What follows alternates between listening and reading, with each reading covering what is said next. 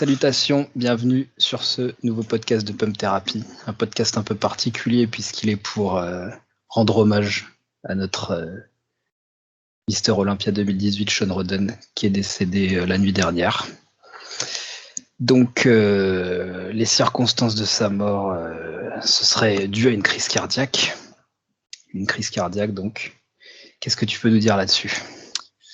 Très très choqué, très triste de la mort de Shawn Rhoden parce que c'était pour moi le symbole du tournant que prenait le body en 2018. Ils ont choisi un Mister Olympia pour ses abdos, quoi. C'était le retour de l'esthétisme, on va dire, dans le bodybuilding, et qui avait vraiment fédéré mais pas mal de monde, quoi. Vraiment, t'avais une espèce de joie de voir un peu ce retour de l'esthétisme dans le body. Exact, ouais. Et ce qui est très triste, c'était que Shawn Rhoden n'a jamais pu refaire de compétition après cet Olympia. Cette victoire qui était vraiment accueillie par tout le monde comme le sauveur de l'esthétisme. Malheureusement, il a été entaché dans une affaire de viol. Exact, ouais. Qui a jamais été avérée, en fait. Une sombre histoire, il n'a jamais eu l'occasion de se défendre. Avec un process censé se repousser, notamment à cause du Covid.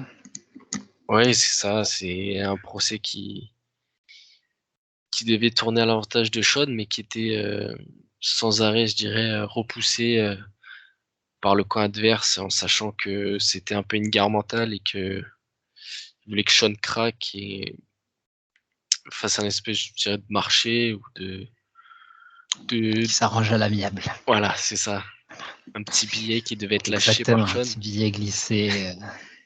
Il a jamais accepté ce marché, et puis lui, il était innocent, quoi, tu vois. Donc forcément. Donc l'IFBB l'avait mis sur le banc de touche, du coup. Il l'avait écarté de la fédération. C'était devenu compliqué avec ses sponsors. C'était devenu compliqué globalement avec tout ce qui tourne autour de l'IFBB. Donc il venait quand même aux compétitions, etc. Mais plus de promotion, il parlait plus tellement de lui. Là, j'ai vu quand même passer des posts lui rendant hommage sur l'Insta de l'Arnold et l'Insta de Olympia. Mais bon, tu vois, après l'avoir traîné dans la boue, disons, après avoir manqué de soutien envers lui, c'est un peu... Bah ça, c'est très américain, tu vois, les mecs qui rendent hommage, t'as tout le monde qui lui rend hommage, Shawn, voilà, tu nous mens, etc. Mais il y avait personne, en fait.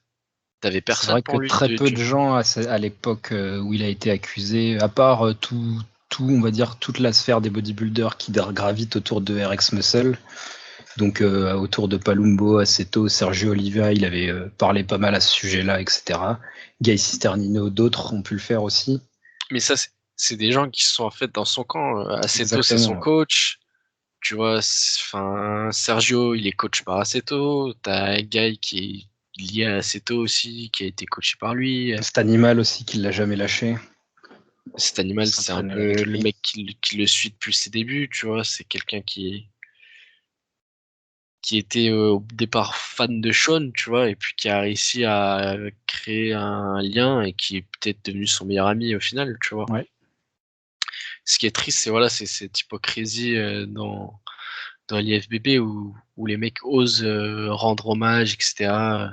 Ouais, alors que quand il fallait faire preuve de soutien, il n'y avait personne. Tu vois, ils ont peut-être participé indirectement à sa mort, quoi. Parce que le mec, ça fait 4 ans qu'il est en attente, ça fait 4 ans qu'il donne tout pour revenir sur scène, et au final, 4 ans il qu'il revient prend jamais, pas de off-saison, alors que c'était le spécialiste justement de, après la compétition, être off et redevenir tout fin, un peu à la Levron dans une moindre mesure. Mais on l'avait vu au salon, il me semble, et c'est vrai qu'il était beaucoup moins, il était pas on en fait. Il était balèze, tu vois, mais il n'était pas au calibre Olympia, quoi. Il n'était pas aussi gros que par exemple pouvait être Macmillan quand on l'avait vu ou d'autres. Il était en post kebab, quoi, tranquillement. Voilà. On sait que Shawn, si on regarde un peu ses vidéos, la bouffe, c'est un peu son péché mignon, quoi. C'est le mec, il s'explosait H24, quoi. Tu voyais, le mec, c'était 5 DCR, des rations énormes au repas. Voilà, quoi, c'était... Donc là, il n'avait pas pris d'off-saison. Ça faisait donc plusieurs années qu'il était on, prêt à reprendre une compétition, qu'il attendait en fait que son nom soit blanchi finalement pour sauter sur la première compétition qui viendrait. Parce que je pense que là, au point où il en était, ça faisait tellement longtemps qu'il n'avait pas fait de concours que la première compétition qu'il aurait pu faire, je pense qu'il l'aurait faite. Ah ouais, c'est clair. Je me souviens qu'il y avait un Arnold classique où il devait participer peu après Olympia, l'année d'après, je pense. Ouais. Il était carrément sur la tête d'affiche. Les mecs avaient fait une tête d'affiche, etc. Et au final, au dernier moment, ils l'ont cut. Ouais. Ils l'ont évincé. Ouais. Donc Sean, il a eu pas mal de soucis de santé durant sa carrière, notamment tu me disais qu'il avait un peu sombré dans l'alcoolisme à une époque de sa vie. Ouais, au tout début de sa carrière en 2002, suite au décès de son père, malheureusement, il a complètement déraillé, il est tombé dans l'alcoolisme. Ça a mis une certaine pause dans sa jeune carrière de body. Ouais. Puis après, il a réussi à rebondir, mais Sean, c'était quelqu'un qui était dans le top 3 pendant de nombreuses années à Olympia. Ouais. Pendant de nombreuses années, ouais, et qui était assez âgé finalement. Tu me disais que c'était le Mister Olympia le plus vieux en fait, qui a été couronné peut-être pour la première fois. Ouais, c'est ça, à 42 ou 43 ans, c'était je pense, le plus vieil Mister Olympia. Et ce qu'on se disait tout à l'heure, c'est que il est resté en fédération naturelle pendant assez longtemps, donc c'est peut-être ça qui lui a donné aussi cette longévité, cette capacité de réussir à performer à un âge entre guillemets aussi avancé pour un bodybuilder entre guillemets. Donc là, j'ai retrouvé un post de 2018 où il explique qu'il a eu des gros problèmes d'ulcères, il avait annulé l'Arnold Classic il y a quelques semaines parce que il avait eu des problèmes d'ulcères, il avait perdu beaucoup de sang, il a eu beaucoup de transfusions sanguines. Donc on voit qu'au niveau santé, il avait quand même déjà eu des soucis. Ouais, je pense que ça allait pas trop. Je pense que l'alcoolisme, ça a joué. Je pense aussi qu'il y a eu quelques blessures et que pour continuer l'entraînement, il y a eu pas mal d'antidouleurs. Ouais.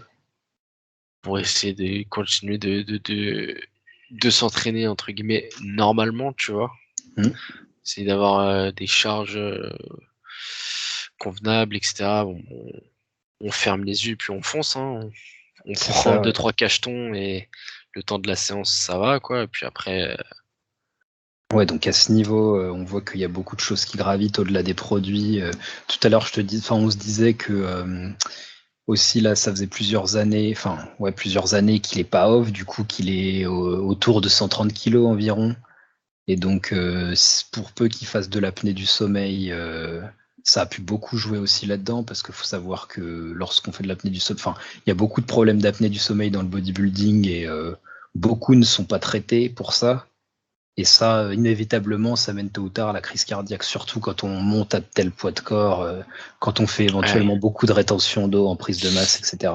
Ah bah là, on voyait sur les dernières photos, tu vois son visage limite tuméfié, tu vois, complètement gonflé, le cou qui va éclater aussi. Je pense que un cou, tu vois, aussi épais, ça bloque un petit peu la respiration, et au niveau de la pression sanguine, quand tu vois ses joues qui sont prêtes à éclater, je pense que ça annonçait rien de bon, surtout si tu restes plusieurs années à un poids élevé comme ça.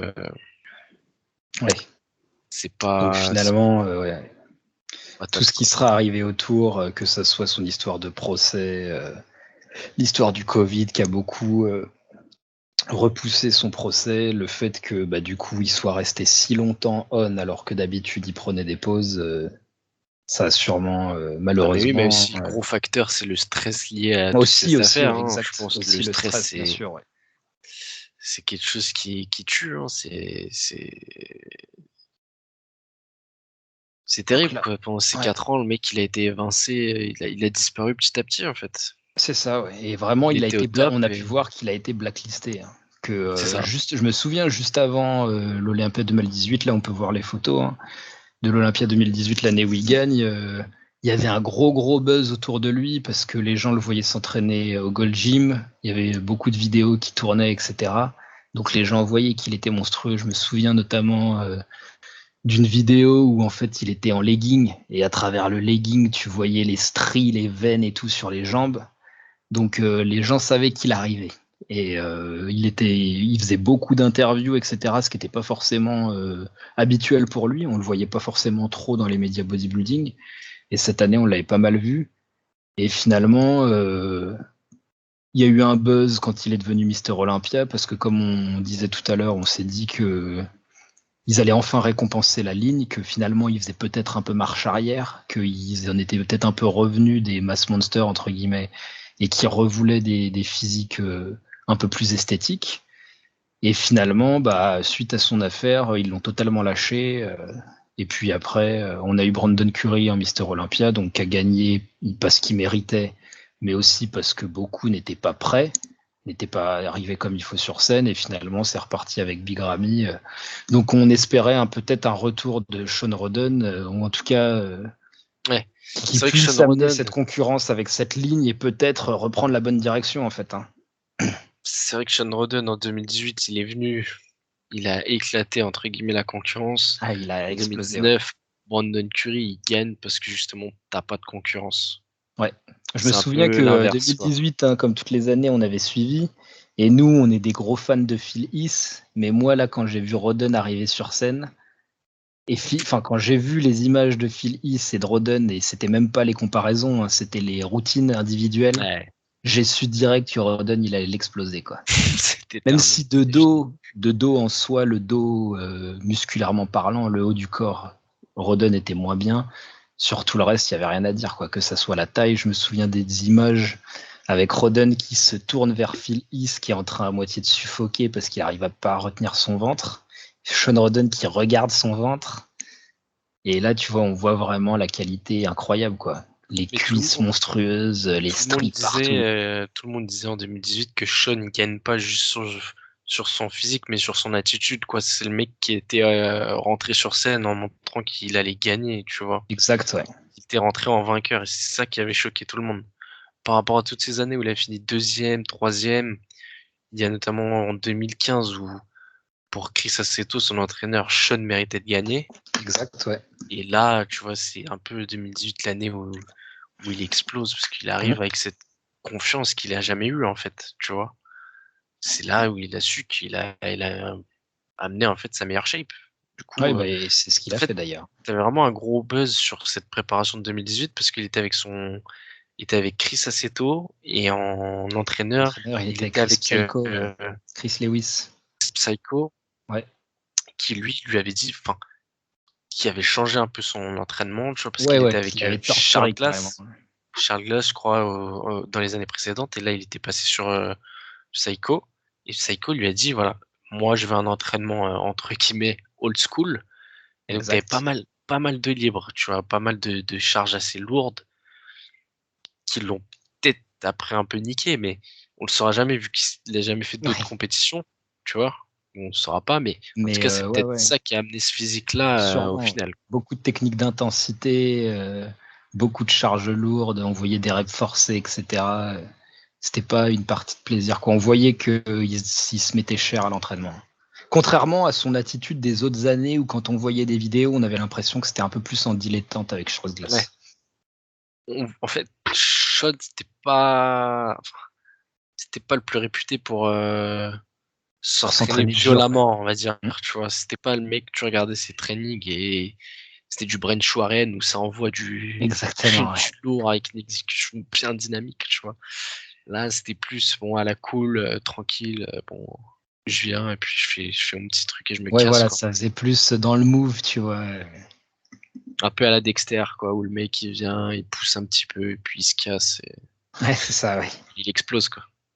Exact. Donc ce décès arrive suite après une série là, une bonne série. Une série pas bonne dans le sens, mais une bonne série de décès là qui ont frappé la communauté du bodybuilding. Donc on a eu George Peterson qu'on a un petit peu évoqué dans le podcast 212, donc qui est décédé quelques jours avant l'Olympia. Ouais, pareil, hein, très triste parce Pareil, ouais. que Georges, on a suivi un peu sa prépa, hein, Ouais, il a checké quelques vidéos, c'était clairement sa meilleure shape, hein. Il allait exact. envoyer, il l'a dit lui-même, voilà, je donne tout pour cette préparation. Et il a donné tout, vraiment tout, jusqu'à sa vie. Il a voulu amener la meilleure shape de sa vie. Malheureusement, tu as des risques avec ça et peut-être que son coach l'a poussé un peu trop loin. On sait pas. Ouais, On sait pas vraiment ça ce c'est qui des s'est passé. trucs. C'est toujours très sombre et en fait le problème c'est que comme on veut pas blâmer les produits, qui sont peut-être pas à blâmer, hein, en fait on n'en sait rien, mais du coup ça reste toujours très sombre ces histoires et on n'a jamais Mais vraiment un dénouement sur les causes en fait.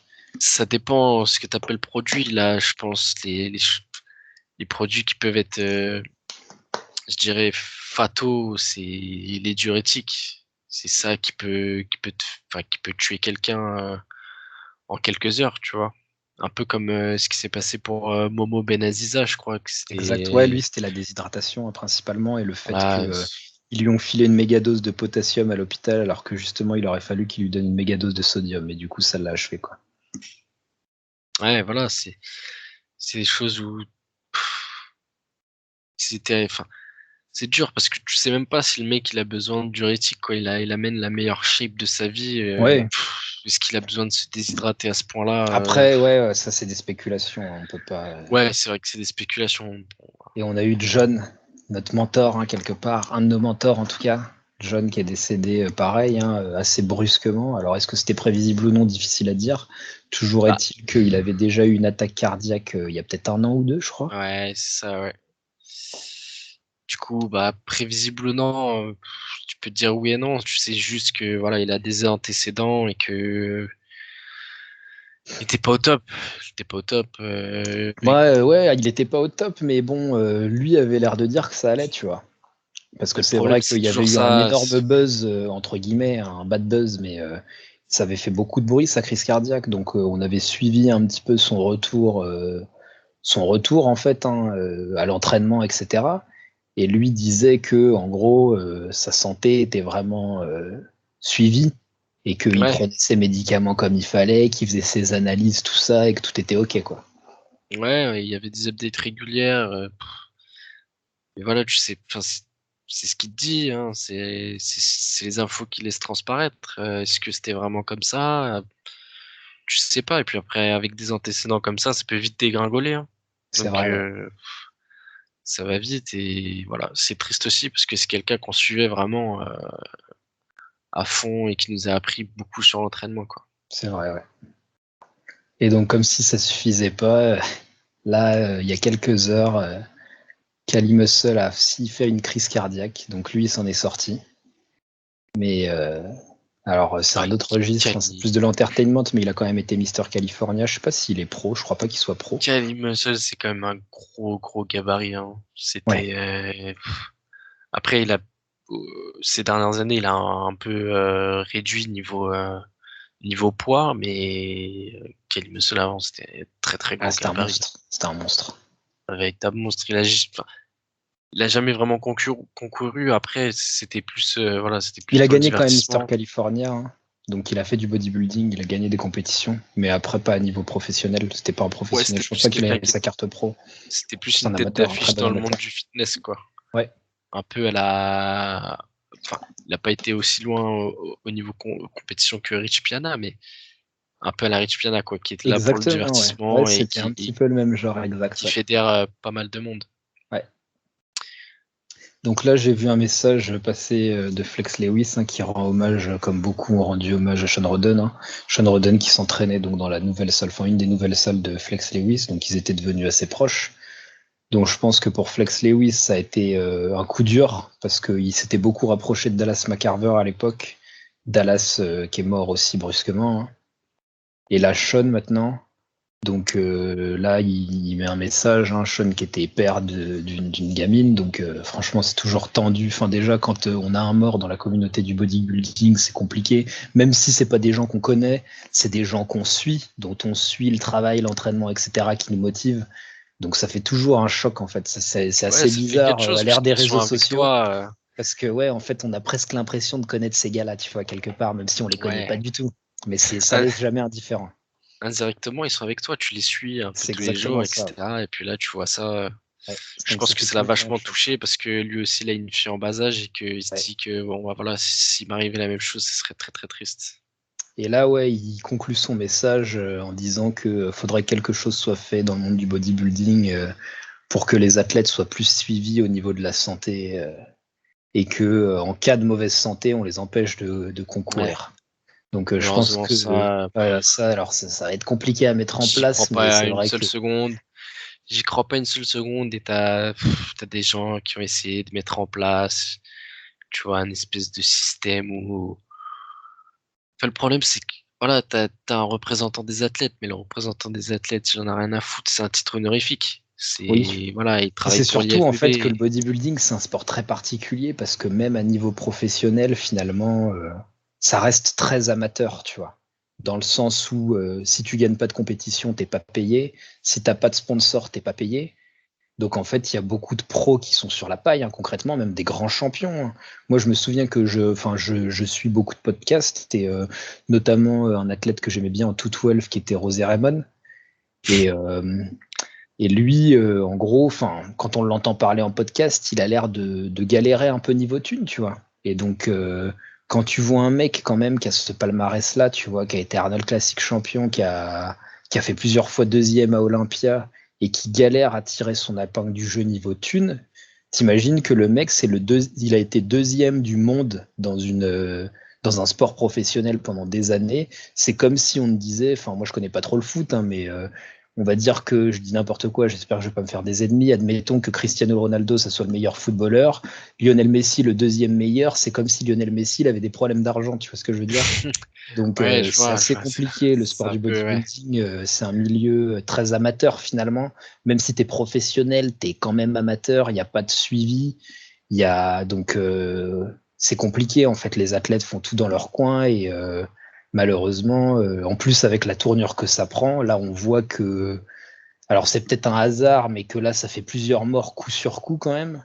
Donc là, on voit qu'au niveau open, les physiques, ça commence à devenir de plus en plus n'importe quoi. Donc on se doute que ça fait quelque temps qu'il y a des voix qui s'élèvent d'anciens bodybuilders des années 80-90 qui tirent la sonnette d'alarme en disant que les protocoles qui sont utilisés aujourd'hui sont beaucoup trop lourds, que les athlètes finalement apprennent plus à se doper qu'à s'entraîner de nos jours. Donc je pense que malheureusement, si ça continue dans cette voie-là, ça va faire qu'empirer. Je sais pas ce que tu en penses. Ouais, clairement, je suis clairement d'accord avec toi. Et puis, c'est vrai que voilà, bah, de toute façon, on l'a déjà dit dans la revue Olympia, hein, ça nous blase un petit peu la tournure que prend le body. Et ils ont pas l'air de vraiment faire quelque chose pour. Voilà, nous, on est plus fan maintenant de la catégorie classique physique parce que c'est elle qui amène Exact, ouais. une condition vraiment irréprochable et on essaie Et d'avoir une harmonie dans surtout le un physique physique. harmonieux, encore Voilà, harmonieux, c'est qui est ça, pas monstrueux. quelque chose qui fait rêver. Et quand tu vois que enfin, la tournure que prend le body et que quelqu'un comme Nick Walker arrive à être propulsé C'est vrai. sur le devant de la scène avec, voilà, moi, enfin, on n'est pas là pour être méchant, hein, mais avec une shape complètement inesthétique. Ouais. Voilà, Un on est ventre peut-être dans. pas un- possible, à un âge aussi jeune en fait, hein. Là, Nick Walker, moi je lui souhaite que du bien vraiment. Mais là, malheureusement, hein, tu vois, il fait un peu peur et on a un peu bah, l'impression qu'il va prendre le chemin de Dallas, quoi. mais clairement, on voit que le mec, il pousse, enfin, ça se voit qu'il accélère le processus au maximum. Exactement, ouais, il prend pas le temps. Là, tu vois, à Voilà, une époque où j'entendais dans des podcasts de Gun Deal, les gars se disaient, vas-y, maintenant, pour être pro, tu vois, il te faut 10 ans de muscu, tu vois, ou même plus. Et après, pour devenir top pro, il te faudra encore 10 ans, tu vois. Les gars prenaient le temps, en fait. Genre, mais tu t'arrivais vois, pro. Déjà, les cartes pro, elles n'étaient pas distribuées aussi gratuitement, entre guillemets, que maintenant. Et, euh, et quand t'arrivais pro, en fait, les gens acceptaient que que c'était un processus qui allait prendre du temps, tu vois. Et aujourd'hui, on voit que les gens, ils veulent aller plus vite que la musique. On voit des mecs qui, en 1 ou 2 ans, explosent, mais de façon monstrueuse, hein, en catégorie open, tu vois. Donc ça peut pas bien finir ce genre de truc en fait. Ouais, c'est clair que Nick Walker, pour moi, je comprends et je comprends pas qu'il y ait cette hype autour de lui, quoi, parce que c'est vraiment, c'est pas un physique qu'on veut voir, quoi. C'est le mec, enfin, le dit lui-même, quoi. Il a commencé à tout donner. Il était au lycée, je crois, à partir de 16 ans ou un truc comme ça, et voilà, quoi. C'est poussif. Tu vois à sa tête que voilà, qu'il y a une accélération de processus, quoi. Il donne tout, il donne tout, il donne tout, et que malheureusement, j'ai peur que ça fasse comme Dallas où le mec, tu vois, il se prend 20 ans d'âge dans la gueule en à peine 5 ans, quoi, tu vois. C'est ça, ouais. Et là, tu vois, on revient sur la première image de Rodden. Donc là, qui a peut-être 43 ans sur cette photo-là, quelque chose comme ça, qui est au-dessus de la quarantaine. Ouais. On a du mal à imaginer un Nick Walker à 40 ans, tu vois. Là où un Sean Rodden, comme je disais, est resté naturel pendant des années, a mis du temps avant de gravir les échelons, hein, parce que quand il a commencé à être au top, Sean Rodden, il était déjà au-dessus de 35 ans, je pense. Quand il a commencé à faire des top places à Olympia, à gagner beaucoup de concours, à gagner des Arnold Classic, etc. Il était au-dessus de 35 ans. Là, on a un mec, Nick Walker, je sais pas quel âge il a, mais il a moins de 25 ans ou autour de 25 ans. Il a gagné le New York Pro, l'Arnold Classic. Donc on a du mal à l'imaginer au même âge que Rodden en train de concourir, tu vois. Et quand on voit comment finit Rodden, finalement, on a du mal à s'imaginer comment en poussant encore plus le truc, et en rushant le truc, tu peux bien finir. Tu vois ce que je veux dire? Ouais, clairement. C'est triste, quoi. Les personnes qui sont mises en avant dans le bodybuilding et quand je vois cette image, quoi, double biceps complètement parfait, des abdos, tu vois, qui sont Ouais, une une ligne, taille quoi, tu vois, incroyable, une taille une taille incroyable. incroyable, de l'esthétisme, des La quadriceps peau, qui tu sont. vois, à l'âge qu'il a, bon, la photo est pas de super qualité, je vais remettre les belles photos là. Euh, Tu vois, la peau impeccable, tu vois ce que je veux dire? Pas de varices partout. À Ouais, voilà. l'inverse, par exemple, d'un Nick Walker qui a des varices partout sur les tibias, la peau clean, tu Bah, vois, il a c'est bien un peu vieilli ce le que je gars. dis à chaque fois, qu'on dirait un peu une statue de bronze. C'est Tu vois, ça, un peu cette peau à la Shawn Ray, quoi, où tu vois que le mec, limite c'est une statue, quoi. Tu te c'est dis, ça, ouais. tu vois, il garde sa pose et tu te dis, mais c'est pas possible, c'est trop parfait, c'est pas un humain, quoi. Ouais, ouais, ouais. Contrairement à un Nick Walker, tu vois, y a rien qui va, les proportions, les jambes Il y a, d'un nain y a et un rien qui torse va. complètement long. Des abdos totalement distendus, hein. Tu vois, des abdos Ouais, qui après, en... voilà, on l'a dit, enfin, il arrive avec des abdos en béton, c'est-à-dire que vraiment, c'est lui qui a les abdos les plus creusés, tu vois. Mais les plus écartés, tu vois, la ligne au milieu En fait, qui est... voilà, c'est tu ça vois, le il y a problème, 4 centimètres entre les abdos, c'est quoi. c'est qu'il montre des signes d'un bodybuilder qui a avancé dans sa carrière Exactement, alors qu'il vient de exactement, ouais. commencer, tu vois. Donc, Exactement. ce problème d'abdos qui commence à être distendu, c'est des mecs qui sont en fin de carrière et qui ont jamais pu se relever d'un truc pareil, quoi. C'est C'est qu'après, ça. ça part en couille. Dallas aussi avait ce problème-là au niveau des Et Dallas abdos. aussi avait ce problème-là, lui aussi, qui avait un peu rush le process, on va dire, hein. Voilà, si tu mets autant, enfin, si tu gagnes autant de poids sur ta structure, ça, Ça peut pas bien se passer. voilà, Rarement, en ça tout laisse cas. des séquelles, hein. C'est comme, C'est ça. bon, dans une autre catégorie et dans un sport qui n'a rien à voir, t'as Thor qui a fait des prises de masse à outrance. Le mec, il a dit clairement, j'ai des séquelles, j'ai des nerfs qui ont été compressés, il y a des trucs que je sens plus. Quand tu Ouais, prends trop de poids d'un seul coup comme ça laisse des séquelles. c'est sûr, ouais. Donc pour finir sur ça, j'ai vu une petite vidéo qu'a faite Sergio Oliva Junior pour rendre hommage à Sean Roden. Et dans beaucoup des hommages que j'ai vus, les gens disaient que Sean pouvait paraître comme quelqu'un d'assez chiant, parce qu'il parlait pas beaucoup, tu vois, il restait un petit peu dans son coin. Et que finalement, en privé, tu vois, c'était quelqu'un qui souriait tout le temps, qui était vachement encourageant avec les gens, qui téléphonait aux gens pour prendre de leurs nouvelles, tu vois, qui était vraiment quelqu'un de bienveillant. Et il avait une espèce de maxime, tu vois, qui disait tout le temps à Sergio quand ça allait pas. Il lui disait smile and wave, tu vois. Donc souris et puis détendu, quoi. Donc on va finir là-dessus. Repose en paix, mon ami. RIP Sean. Un grand champion.